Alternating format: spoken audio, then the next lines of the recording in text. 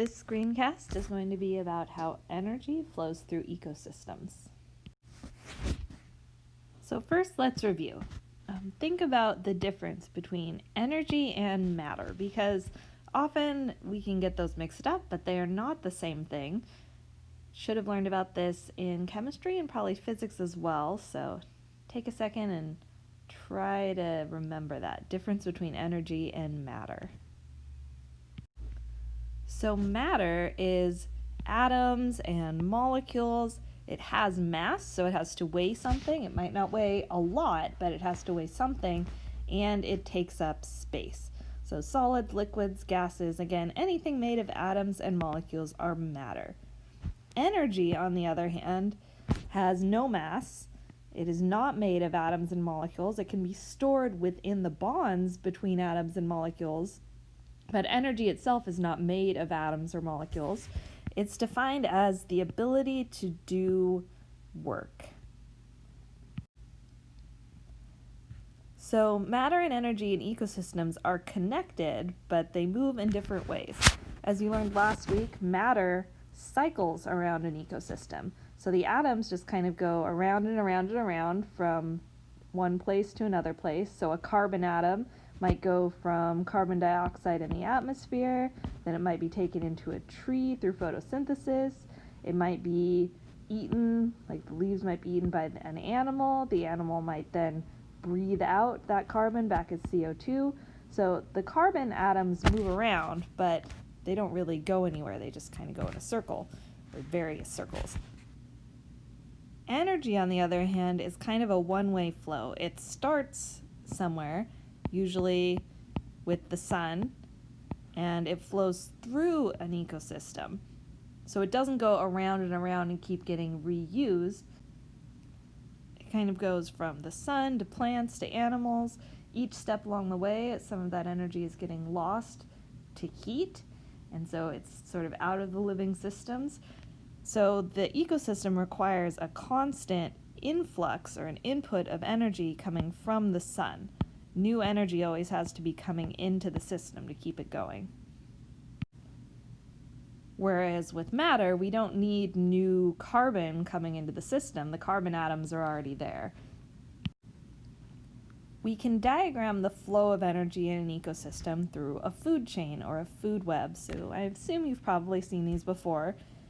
The direction of the arrows is important. That shows the direction that the energy is flowing. So like if this lizard eats this grasshopper, the energy is going from the grasshopper to the lizard. So our arrow needs to be pointed in that direction. A food chain is kind of a simplified version where we just have energy going from one thing to one thing, and a food web is a little more complex, showing the energy relationships between a lot of different things in an ecosystem. So this picture is showing more of a food web.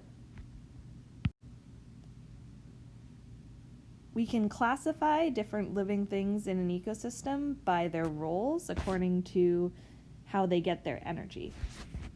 So sort of at the base of our ecosystem are the producers, which can also be called autotrophs. So auto means self, and troph means to feed. So autotrophs and producers are able to feed themselves. Basically, they don't have to eat anything else in order to get their energy.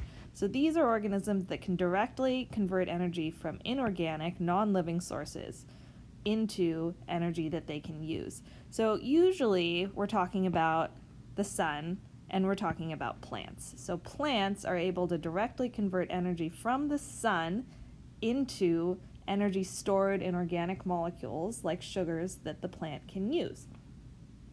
There are other ecosystems where the organisms at the base might be bacteria rather than plants. You can think of like deep sea vents underwater, and those bacteria are able to convert energy not rather than the sun. They're able to convert energy from inorganic compounds that come from those geothermal vents. But in most cases, in most ecosystems, we are talking about the sun being the source of the energy. Next, we have our primary consumers. The primary consumers get their energy from producers. So in most cases, this means these are things that eat plants. So a rabbit is a good example of a primary consumer. Secondary consumers get their energy from other consumers. So in most cases here, we're talking about things that eat animals. And then sort of at the top of the food chain, we have the tertiary consumers, which get their energy from eating secondary consumers. So these are sort of the apex predators in the ecosystem. Generally, nothing else is eating them. There's another sort of subcategory of consumers called decomposers or detritivores. These are organisms that get their energy from things that are already dead or rotting. So for example, mushrooms. Mushrooms are not plants. Mushrooms can grow in complete darkness. They don't get their energy from the sun. They get their energy from decomposing organic matter that they're growing on. Similarly, there's a bunch of little creatures like the roly-poly bugs that eat little rotting, decomposing things. There's different little like shrimps and things in the ocean that do this as well. So those are decomposers and detritivores.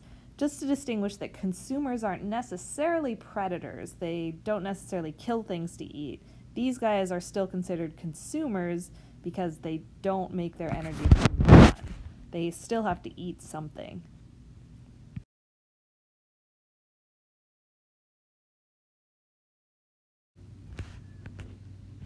We can call these different classifications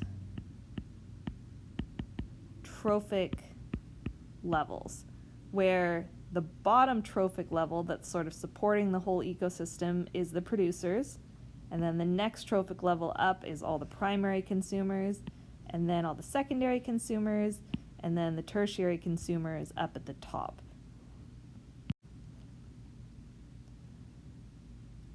So now we know about sort of the direction that energy flows in an ecosystem, but how much of that energy is actually getting transferred from one level to another? So let's put it this way.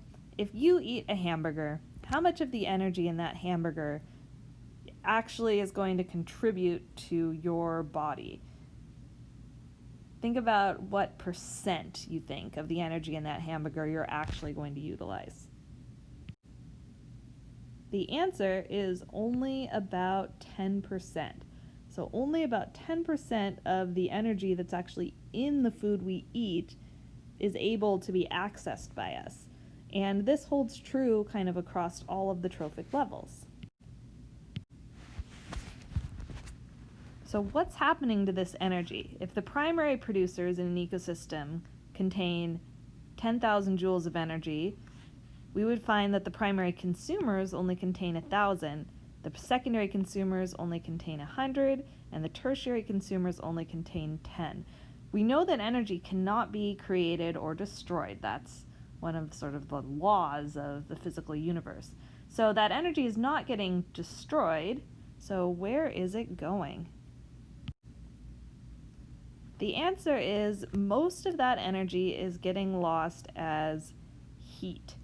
So it's not so much lost, it's not destroyed, but the process of digesting these foods and utilizing them releases heat. And that heat just kind of goes out into the atmosphere and dissipates. So that's where most of the energy is going. We call this rule the 10% rule. It says that in general, only about 10% of the energy in one trophic level, so like the producers, is able to transfer to the next trophic level, say the primary consumers. So we can work this out actually kind of as a math problem. Let's say that we have a rabbit that eats some grass containing 600 joules of energy. So the grass has 600 joules. Then a rabbit, you're gonna get to see my fantastic drawing skills here, eats that grass. So how much energy does the rabbit actually get? The rabbit actually gets 10% of that 600 joules, so the rabbit will have 60 joules. Then we have a fox, which I almost certainly cannot draw.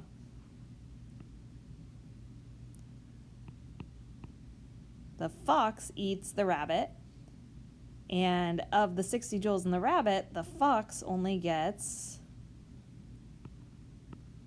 6 joules.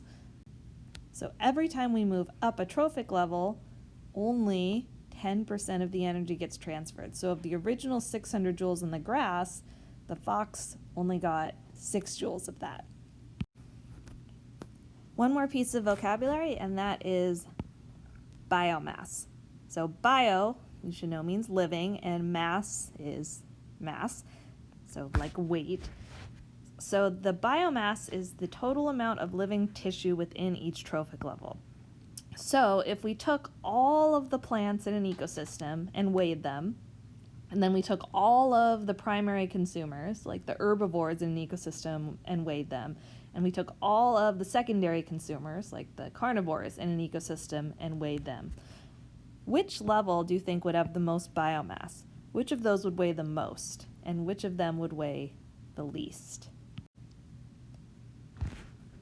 So always in an ecosystem, we're going to see that the lower trophic levels have more biomass than the higher trophic levels, just because there's so much more energy available at those lower trophic levels.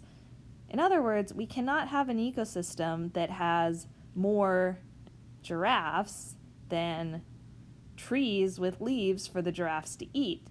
If that were to happen, there just wouldn't be enough food available, there wouldn't be enough energy available for the giraffes, and that ecosystem would collapse. Similarly, we can't have more lions in an ecosystem than we have food animals for the lions to eat, otherwise there wouldn't be enough food energy available to the lions, and the ecosystem again would collapse.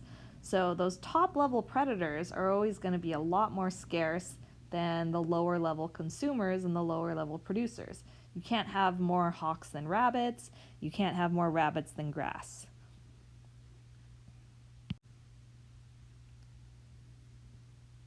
And that is going to be the end of this screencast.